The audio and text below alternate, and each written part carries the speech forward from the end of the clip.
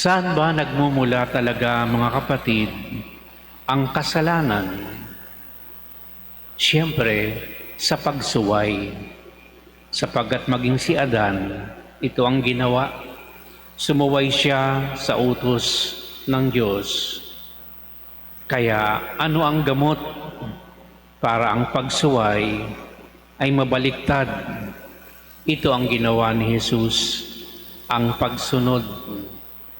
Sa aming mga pari, ang tawag dito, obedience. Sa obispo lalo na. Pinakamahirap gawin sa buhay ng tao ay isubmit mo yung will mo sa will ng iba.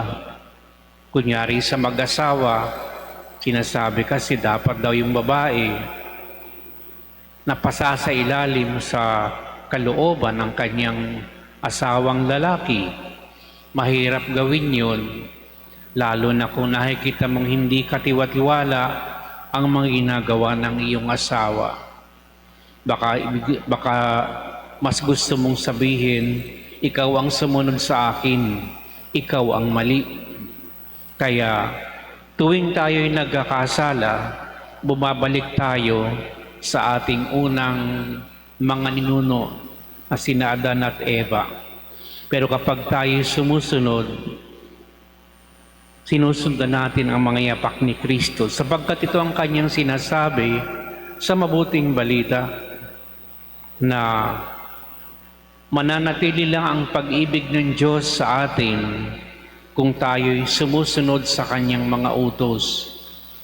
Ang pinakauna pala dapat ay sumunod sapagkat sa pagsunod, doon mapapanatili ng Diyos ang kanyang pag-ibig sa atin tulad ng nangyari kay Jesucristo. Sapagkat lahat naman ng ginawa ni Kristo bilang tao ay sinasabi niya bilang pagsunod at katuparan sa kalooban ng Ama. Hindi niya inilalabas ang kanyang sariling mga ginagawa at sinasabi sa kalooban ng Diyos. Palaging ito'y nakaugnay sa Ama. Hanggang sa kamatayan sa krus, siya'y sumunod. Kung kaya yung dating pagkakasala ay naibsan, nawala ng bisa, sapagkat sa pagsunod, nanatili ang pag-ibig kay Kristo. At mas may malalim na dahilan kung bakit kinakailangan tayong sumunod at manatiling nagpapasailalim sa kalooban ng Diyos dahil nais ni Kristo na makihati tayo sa kanyang kagalakan at malubos ang ating galak. Ibig sabihin, tayong mga tao, bagamat tayo nakararanas ng galak sa puso, yun ay karaniwan ay bunga ng mga bagay na nakakamta natin. Pero kapag galing kay Kristo ang galak, ito ay lubos, walang kahalintulad, walang kapantay ang kagalakang nagmumula sa Diyos. Kung para sa atin siguro, kapag ikaw ay tumatanggap, nagagalak ang iyong puso. Pero kapag ikaw ay nagbibigay ng may pag-ibig, nakalakip sa pagbibigay, ang galak nito'y higit doon sa mga tumatanggap. Kaya nga sinasabi palagi, God loves a cheerful giver. Mahalagang mas nagbibigay tayo at huwag tayong magkakamali na lagyan ito ng kung ano-anong motibo. Sapagkat ang tanging motibo lamang dapat ng pagbibigay ay pag-ibig. Dahil din ang ginawa ni Kristo. Pag-ibig lang din ang motibo niya kung kaya lubos-lubos ang kagalakan na kanyang tinamo. Ang buhay na walang hanggan ay parang premyo ng pagsunod na ito. At tayo rin mga kapatid ay inaanyayahan sa ganitong uri ng buhay. Kaya yung mga taong masunurin sa kalooban ng Diyos, ito yung pinakamaliligaya at pinakamasasayang tao sa mundo. Hindi yung mga tao naghahanap lamang ng galak at saya sa mga bagay na lumilipas.